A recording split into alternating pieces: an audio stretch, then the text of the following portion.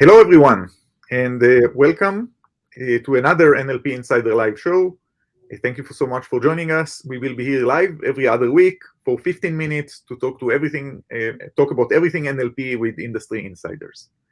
My name is David Talby. I'm the CTO at Jon Snow Labs, and today I'm very excited to welcome Natalia Vasilieva, who is the Director of Product at Cerebras Systems.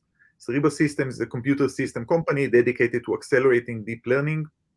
Natalia's focus is machine learning, analytics, and application-driven software hardware optimization and code design.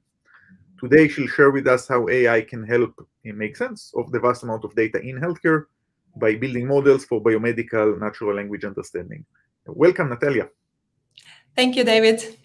Thank you for having me here. I'm really happy to share what I know. Thank you for joining. So let's jump right in. What you see are the most commonly used models being used these days for biomedical language engineering? So on our side, we see a lot of attention these days on transformer-style models.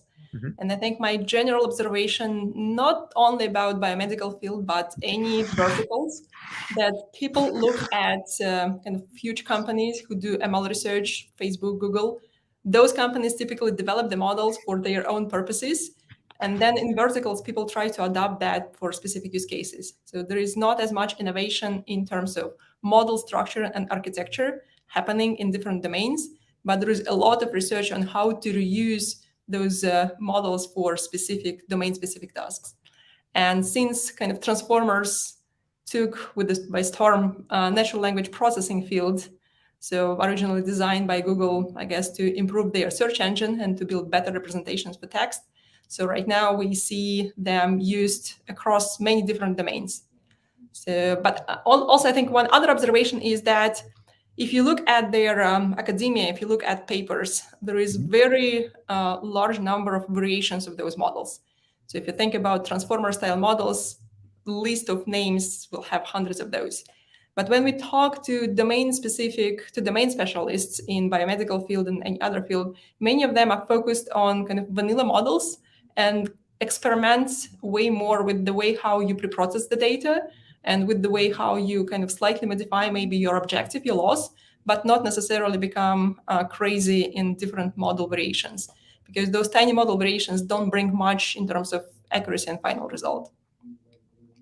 So to us, again, that's vanilla transformers, so such as BERT or encoder decoder, such T5 and attention is all you need, and they are applied across all types of use cases. Not necessarily only language, so all types of sequences which you can think about in biological domain. So natural sequences like DNAs or proteins represented as sequences of amino acids, but even some data which is not originally comes as a sequence.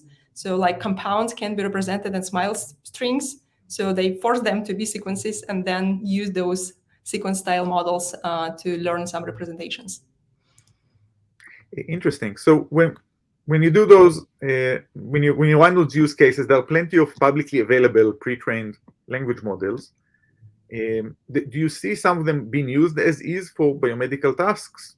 Or what would someone need to train their own model, a new model? Yeah, people typically start looking at those publicly available pre-trained models because checkpoints are available. You can just grab them and go.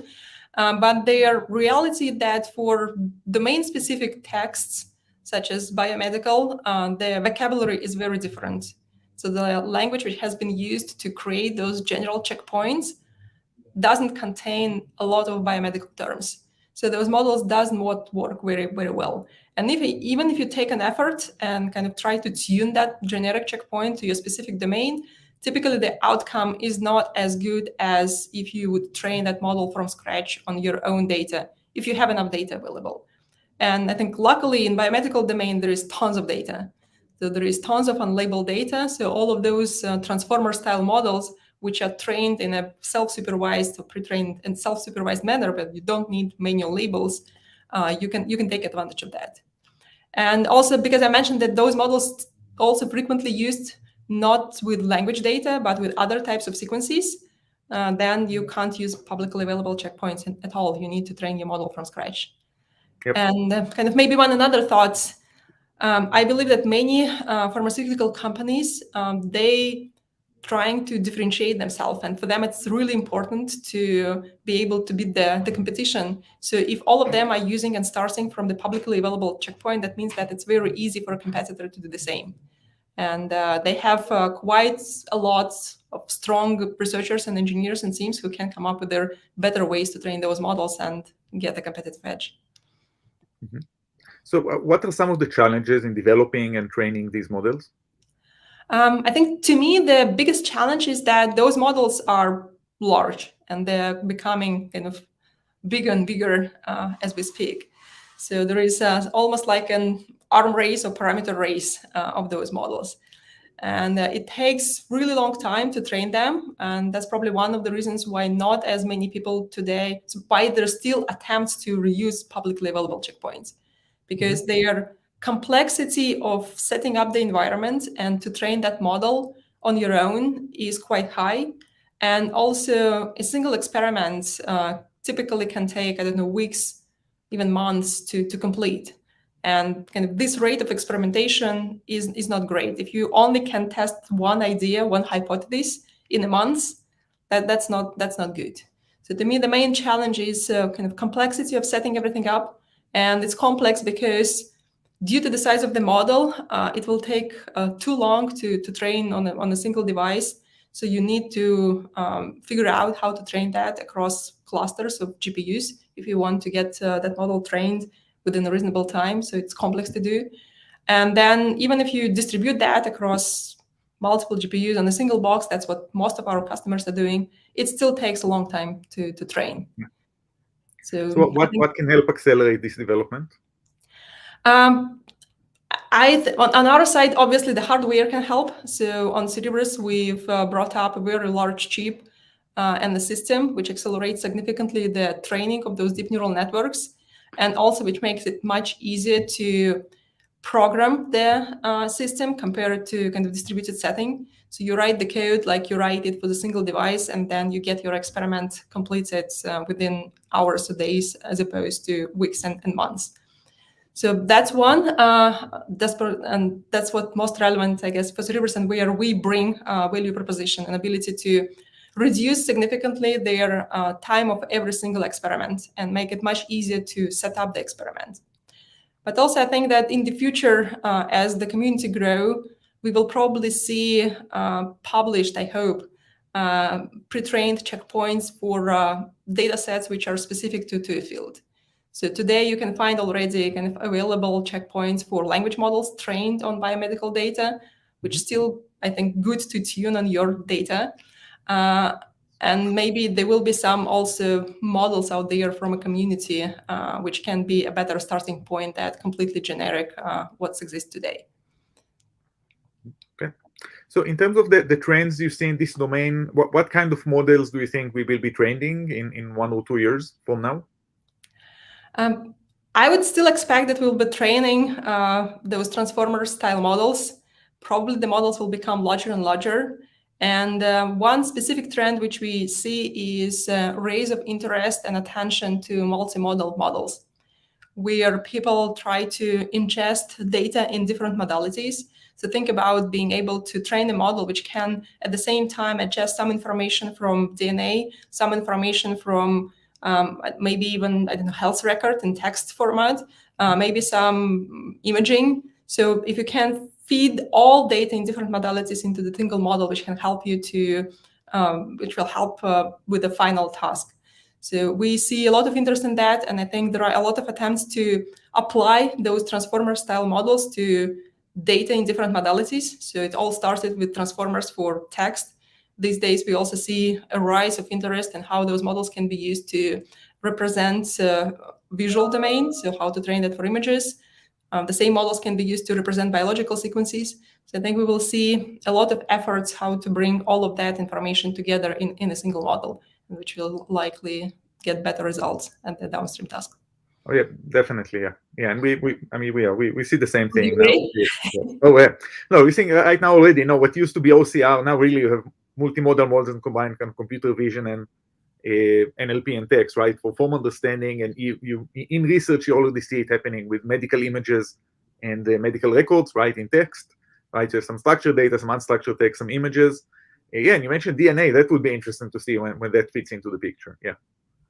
Yeah, but I think at some point, instead of giving me the radiology report, just give me the actual images. Kind of the algorithm will figure it out. Yes, we'll one day. Yeah, but I think at the same time, I do believe that we are still really far away from, I don't know, one model can do it all situation.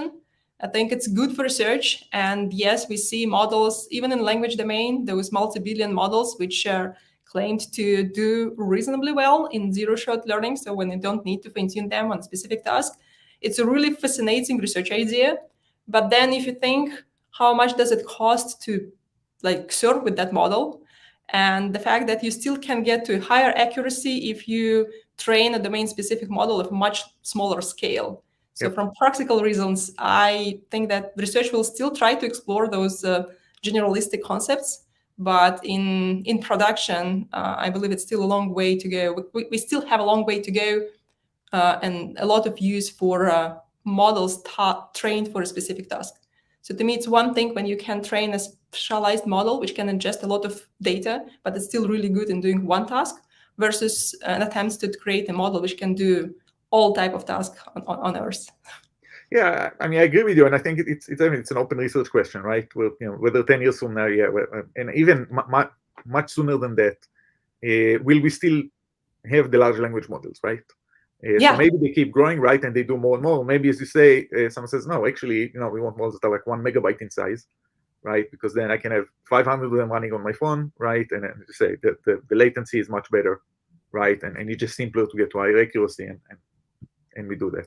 But yeah, we're doing research. We'll wait and see. Yeah. Yes, definitely. And maybe also one other observation. I think we've seen in some previous research that it's sometimes possible to start with a much larger model, but then kind of squeeze it, distill it to get to a more manageable shape for serving. So maybe there will be also approaches how to distill those multi-model models and how to distill, I don't know, models of a scale of GPT-3 and others. So we'll see. Yep.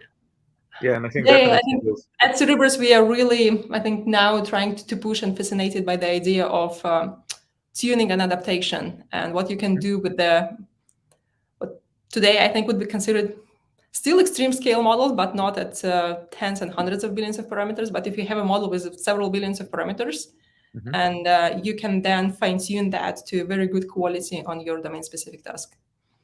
And it's very interesting. Okay, so Natalia, thank you very, very much for joining us today and sharing your wisdom. It was great talking to you and learning more about building language models for biomedical language understanding. Thank you. Thank you. Happy. It was great chatting. Thanks.